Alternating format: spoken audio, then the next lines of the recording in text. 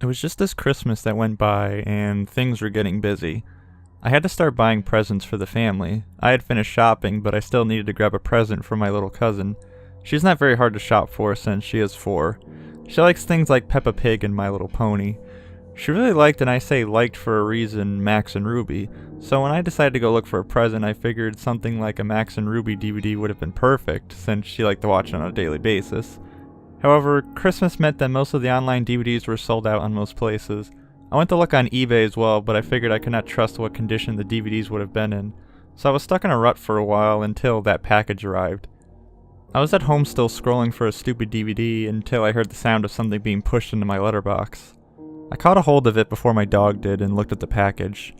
It seemed to be wrapped fairly badly with what looked like grease marks and stains on it.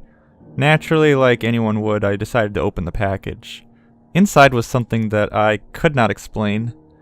It was a Max and Ruby DVD, but I had not seen one like it online.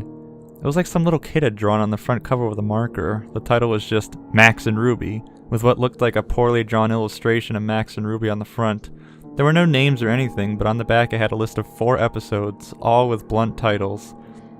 Episode _ 001, Episode _ 002, Episode _ 003, and Episode _ 004. I gave the DVD a watch over, and to my surprise, the episodes were all perfect quality and seemed to have no flaws. It was as if it was a real DVD, just with a homemade cover.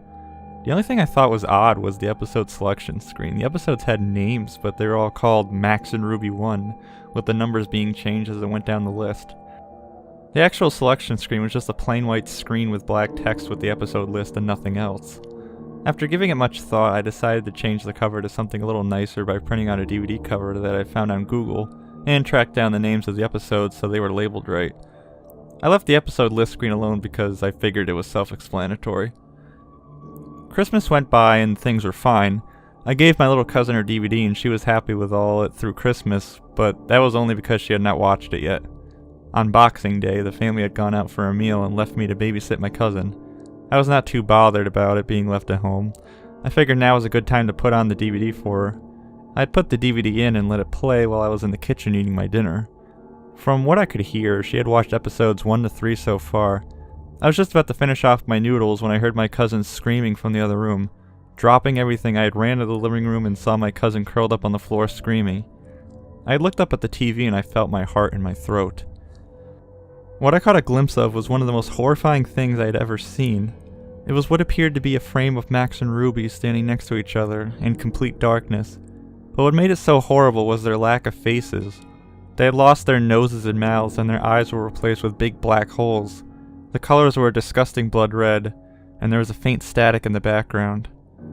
The sound was replaced with what sounded like the Max and Ruby theme playing backwards, with the faint sound of static in the mix of it all. It had to be the most disturbing thing I had ever seen, and it must have been on my screen for at least 20 seconds before the screen went black and the DVD turned off. Which alone was weird because DVDs do not usually turn off by themselves. I was able to calm my cousin down, telling her it was not real and that she just had a nightmare as if she had fallen asleep in front of the DVD. However, I knew in my mind it was completely real. My parents had rung me up and told me they were going to be out all night, so this was going to be the best opportunity to look at this DVD more closely. I didn't mention it to him, and as soon as I hung up, I grabbed the DVD and stuck it in my laptop. As soon as it loaded, I noticed that Episode _ 004 had now been replaced with Rest in Peace, Mommy and Daddy, which sent a deep chill down my back. Since my cousin was now asleep, I plugged in my earbuds so he can sleep without having to hear anything. Normally an episode of Max and Ruby would have 3 short stories, but this episode only had 1. It started off quite lighthearted. Max and Ruby were playing tag in the garden, and their parents were on the porch watching them play. However, something was off. The sound was playing in reverse, and the parents' faces were that of sadness. It panned to the mother and father, and in a voice of deep sorrow the father spoke. "It's such a shame." He sighed. It then cut short to the sound of static and a loud scream, followed by the sound of 2 people choking. The sounds felt so real it almost made me physically sick. The scene then switched to Max and Ruby standing in front of what looked like a gravestone labeled Rest in Peace, Mommy and Daddy. The 2 of them had no faces. At this point there was also no sound apart from faint static. This scene remained on screen for about a minute and a half before it cut away into black. Then it changed scene again, now showing Max and Ruby sitting in Ruby's room. Both of them were sobbing. The sobs were so realistic and heart-wrenching that it sounded like it was taken from a real person mourning. What happened next was probably the most disgusting yet saddest thing I had ever witnessed. The scene had changed to Max sitting in his room. He was standing on a chair with a noose hanging from the ceiling. He had brought it around his neck. The scene faded to black and the static got louder, almost instantly, and then cut to Ruby walking on her brother. She let out a gut-twisting scream. The camera was panned on her face as the sound of the chair being kicked and the same choking from before began to play. The picture of Ruby's face stayed on screen for a good 5 minutes. This time her eyes had remained as the same gaping holes. Ruby then started crying and, as before, there were no other facial features. The static slowly grew louder and drowned out the sound of her cries. The scene cut to black with the loud static. When the screen returned, Ruby was standing, now on her own, in the garden by 2 gravestones. One was labeled, "Rest in Peace, Mommy and Daddy," and the other, "Rest in Peace, Brother." She then started to look at the camera with glowing blue pupils to speak to me. Well, whoever's watching this is because you never watched any of me and my brother's episodes. So one of these days, you will regret this. The screen had faded to black afterwards. At this point, I had already been sick and was sitting all shaken. The episode seemed to have come to an end at last as the Max and Ruby theme song played slowly in reverse.